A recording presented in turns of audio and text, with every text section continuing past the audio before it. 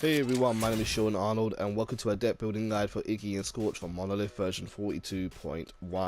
Iggy is a fantastic hero in the game right now. His rework has made him very viable. He's a great hero for harassing and abusing those late game heroes such as Kalari, Countess and Wukong, who don't necessarily get their power until a little bit later into the game.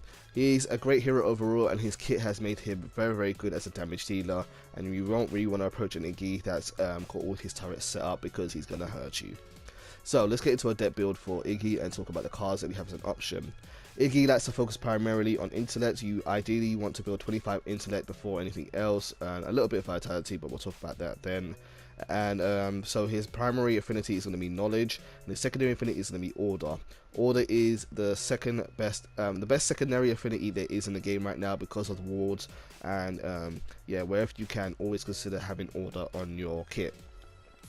Let's talk about the cards. The cards we're going to have are going to be talked about in steps of early game hand, mid game hand, late game hand, and then late game hand. Early game hand, we have Lamplighter, Advanced Evolution, and Font of Experience. Lamplighter is your ward card. Buy this as many times as you want to. 300 gold is nothing for the price of having vision on the map. Really good, very good card to use. Advanced Evolution is your first card you're going to buy. You're going to spend 1 point into intellect, get that auto mana potion online, and then you've got a restorative learning as well, which restores 5% of your health and mana per second every time you level up. In the early game, ideally you'll be in the mid lane or the off lane with Iggy, and therefore you'll be leveling up quite quickly, and so Advanced Evolution is quite easy to use and to abuse. Then we have Font of Experience, which kind of couples with that. This gives you extra experience points every 10 seconds, helps you to level up faster. Caster heroes like to level up as quickly as they can because their damage comes from their abilities and not necessarily their cards, or the cards kind of just help a little bit. And so leveling up as ASAP is what you want to do, and therefore triggering off effects like Advanced Evolution. Into the mid game hand, we have Astral Leap, Soldier of Fortune, and Protected Sentry. Protected Sentry is your ward replacement. You do need 2 vitality to build this, and I do recommend getting it as early as possible, but this gives you infinite amount of wards. You just keep on spamming wards every 65 seconds. It costs 50 mana, but it gives you an armored shadow ward, which gives your heroes some armor who are in the range of your ward. This applies to your whole team, which is great, and also just being able to spam wards is great in this current meta because there's a lot of shadow plane abusers. A replacement for Font of Experience is Soldier of Fortune. Soldier of Fortune allows you to kill a target minion and gives you 150 bonus gold and 30 experience. I don't know if this works on Raptors or All Prime. I've never tried it, but it definitely works in the jungle as well as on minions in lane. So you get to destroy a minion and get some gold and experience points for your troubles. Good card, and these 2 cards have good mana regen on them, so it helps you to be more sustainable. Speaking of which, we have Astral Leap, which has 80% mana regen and allows you to teleport. This card just makes you a bit more sustainable. Once the lanes are longer and your tier 1 towers are down, or the enemy tier 1 towers are down, you're going to be a little bit more vulnerable because you can't run to a tower for safety. Therefore, Astral Leap helps you to stay out of trouble and teleport around the map. It helps you get around the map or helps you get out of trouble because you can teleport away or into a situation. We'll come back to Power Tap later. Moving on, we will have our late game hand, which is Stagnant Dominion, Atomic Soldier, and Sleeper Agent. 10 plus 8 plus 7 equals 25 intellect, so once you have all your intellect capped out, you should be able to buy these 3 cards. First card, we have a Stagnant Dominion. Stagnant Dominion gives 16 power and 40% mana regen, and has the effect of Ability Slow. Ability damage slows enemy move speed by 150 for 1 second. The idea behind this is you have turrets, you have Molotov, which do lots of ability damage over time, and therefore you keep on slowing your opponent, dealing more damage to them, and therefore having a bit more of a crowd control effect on them. This also couples really well with Iggy's ultimate, which also applies an additional slow, and they both stack, so enemies can't really get away from you. Atomic Soldier is there for power and damage, 17 power, and also increases your ability damage by 10%. Great card, just a great boost of damage, very simple and easy to use. And then the best card in the deck is Sleeper Agent. It has 14 power, 140 mana, and then Gag Order.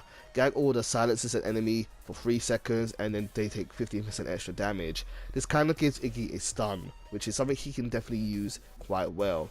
It actually works to a great distance away as well, And yeah, Sleeper Agent is just a great overall card. More damage to the enemy, silences them so they can't use their abilities, just a bit more of crowd control to your kit. Now, your late game hand, in your late game hand, you still want to keep Sleeper Agent, but then you can add the following two cards. Instead of Atomic Soldier, you can have Corrosive Walker. Corrosive Walker gives you a whopping 25 extra power, 385 health, and also Enfeebling Shout. For 6 seconds, you reduce the ability armor of your nearby enemies by 30. This is a really great card when combined with Molotov. Molotov reduces enemy armor by, I think, 3 ability armor at max level for every time they are hit. And so you use Molotov, use Corrosive Walker, they get a dramatic drop in ability armor, and then your whole entire team is going to do loads more damage to the enemy, which is really, really nice. Corrosive Walker is just a huge step up in damage, and is a good replacement for Atomic Soldier. And to replace Stagnant Dominion, if you want, you have Thaumaturge.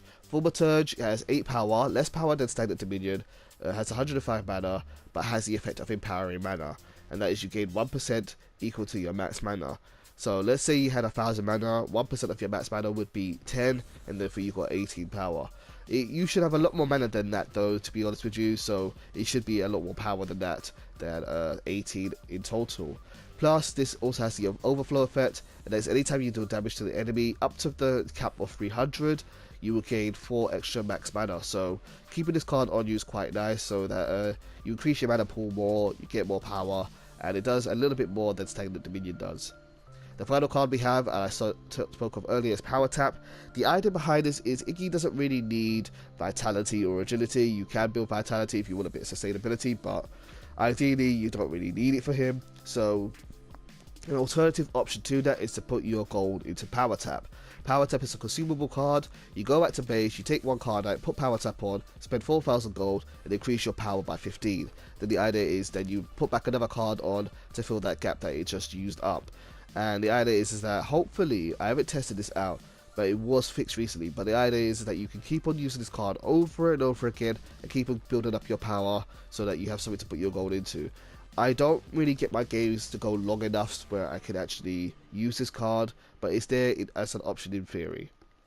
If you guys have tried Power Tap and you've seen that this works or not, let me know, because I think this is a card just waiting to be abused for caster heroes. In terms of gems, we have our level 1 Vitality Gem Healing Towers. You want to get that ASAP after buying the level 1 Intellect Gem. That's Auto Mana Potion. Those two cards, 2 gems combined, it allows you to be very sustainable in the early game. It allows you to recover health and mana, so you don't have to go back to base too often. Then we have Experience. Lots of Experience points boost because you want to level up ASAP. And then we got 3 Damage Gems, Spell Burn, Ruthless Spells, and Overpowered Spells. They just increase your damage really. This one does bonus damage equal to 2% of your enemy's current health over 3 seconds. This one does 1% damage for every 10% health they're missing. And this does 20% bonus damage at a cost of 30% more mana. Overall, just more damage to Iggy because that's what he likes. And that's the build there, guys. Hopefully you have enjoyed watching this video. Let me know if there's any mistakes I've made or if you have any other suggestions for Iggy. But this one works really, really well, and it's done me very, very well for the past couple of games that I've played with him. And it's just a whole load of fun. Let me know what you guys think of the deck. If you guys have any suggestions, please make them down below. Hopefully you'll stay tuned to the channel because I'll be doing a lot of deck building videos. And if you ever want to play with me sometime, add me to PSN and we'll play at the Arnold's Play. Thank you for tuning in and take care.